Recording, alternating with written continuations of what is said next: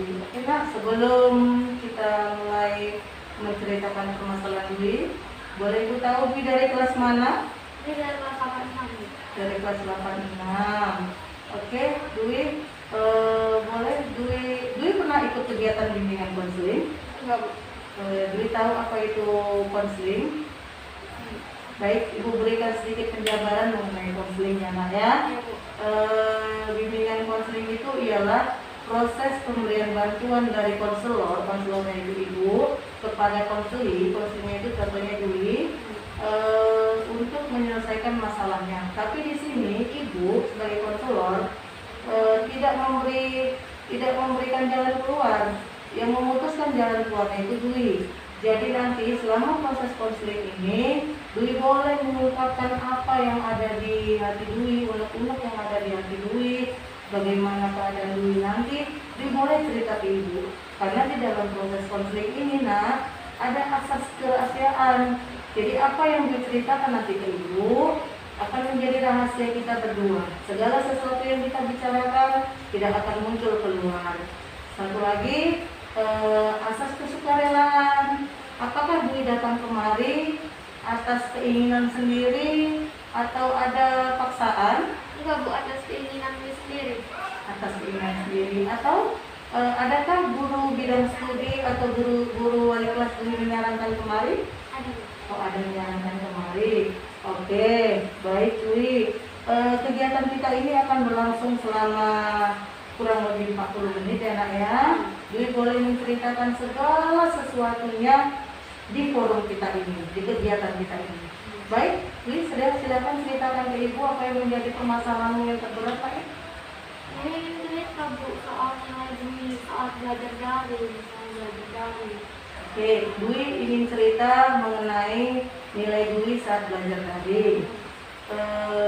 Bagaimana rupanya nilai Dwi saat belajar daring? Soal belajar daring itu nilai Dwi itu merasa turun, Bu. Merasa turun? Iya. Menurut Dwi, yang menjadi faktor penyebab nilai Dwi itu turun? Dwi kalau belajar malam itu kan tidak konsentrasi, nggak bisa, Bu. Nggak bisa konsentrasi. Penyebabnya? Penyebabnya karena bising, Bu. Kan kalau di malam hari gitu kan, Bu, susah. Karena kan orang tua Dwi itu pasti hidupkan TV, main HP. Kalau main HP tuh volumenya itu nggak bisa pelan, Bu, pasti kuat. Kalau boleh tahu, Dwi di rumah itu tinggal berapa orang? 4 orang, Bu. 4 orang. Siapa aja dalam rumah? Dwi, ayah, mama, sama abang. Abang. Dwi punya fasilitas kamar sendiri. Punya, Bu.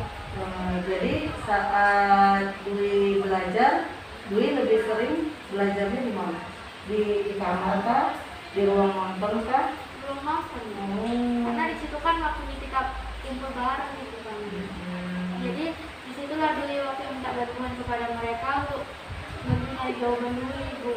Bantu dari jawaban Dwi. Dwi punya fasilitas Android sendiri. Paket disediakan juga sama orang tua. Ya, kalau boleh Ibu tahu, pekerjaan orang tua Dwi apa? Kalau pekerjaan ayah Dwi pemborong bangunan, Bu. Kalau mama ibu rumah tangga. Ayah pemborong bangunan, ibu rumah tangga. Jadi kalau pemborong bangunan secara finansial untuk biaya kebutuhan sekolah terpenuhi ya Nak ya. Baik, selama kita belajar daring, bagaimana Dwi mengumpulkan tugas-tugas Dwi? Ya, tiap hari ngumpul, Bu. Terkadang pun kalau misalnya nggak ada kendaraan sempat nggak ngumpul, Bu. Sempat nggak ngumpul. Jadi Dwi datang ke sekolah 3 semester kita nggak ketemu, kita hanya tatap mukanya sesekali. Bagaimana perasaan Dwi ikut pelajaran apa? Nggak enak, Bu. Nggak enak ya? Sunyi, nggak ada teman-teman, nggak ada yang ngajakin cerita, nggak ada yang jelasin di papan tulis. Entah lah, Bu, ini kayaknya sunyi kali hidupnya tuh, Bu. Iya. Rindu kan Dwi dengan suasana kita belajar seperti dulu, Ring? Rindu kali, Bu. Kalau dulu kan pasti ada senam pagi, upacara, ke kantin bersama, dan sekarang pun nggak ada Bu. Nggak ada ya. Dan yang paling penting Bu, saya dapat jajan Bu tiap hari. Iya, gitu. uang sangunya juga dapat Bu. Dapat uang sangunya ya. Kalau kita belajar dari uang sangunya udah dipotong untuk Iya. beli paket ya. Oke. Jadi Dwi, raportmu yang belum kamu terima, bagaimana respon ayah sama mamamu?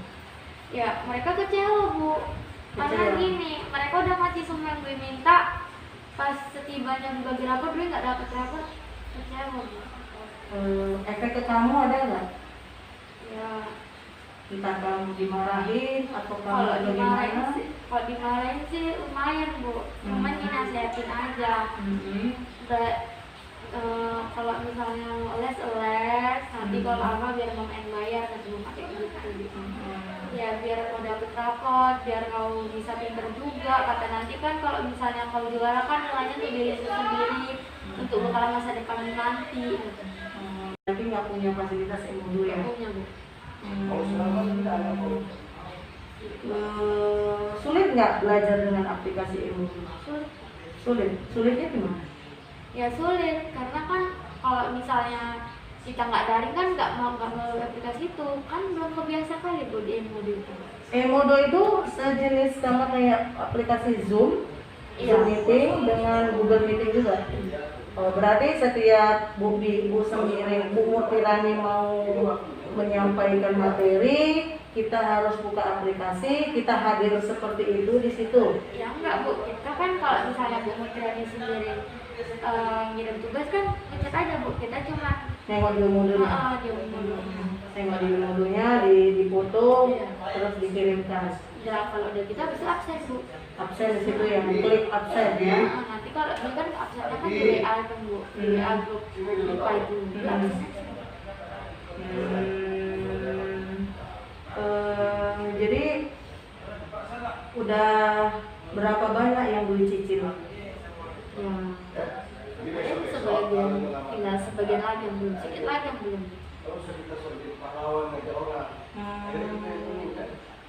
Masih sedikit aja yang kamu cicil ya. Iya Bu. Belum ada yang lain lagi yang dicicil ya. Belum. Jadi ibu sampaikan sama Budi, silakan anak itu ya dicicil tugas-tugasnya itu demi dirimu. Itu tadi 3 mata pelajaran ya, yang lainnya aman ya. Sama catatan wali kelas nggak ada lagi yang sama Dwi ya. Ada. Tadi sama ibu pun sebagai guru BP nggak ada catatan mengenai perilaku dan sikap Dwi yang aneh-aneh. Cuman catatannya sama ibu dari wali kelas dan guru mata pelajaran itu catatan mengenai pengumpulan tugasmu aja. Jadi nggak banyak PR-mu. Dalam artian PR-mu itu hanya tugas-tugasmu aja yang perlu kamu kumpulkan.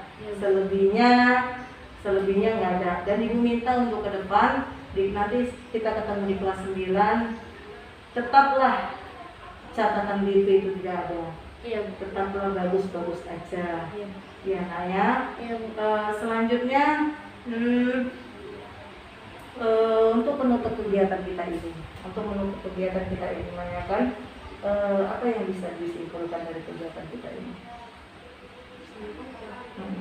Apa yang informasi yang bisa ambil dari kegiatan kita ini? Kalau informasinya sih, ya dia sangat berterima kasih ke Ibu karena Ibu udah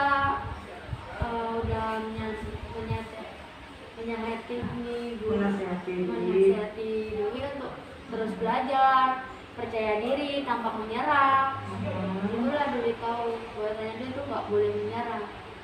Kapan di awal percakapan sehari-hari sudah sedikit banyak paham mengenai arti-artinya kan gitu. Balik lagi ke mengenai masalah dulu yang tidak dapat dapatkan.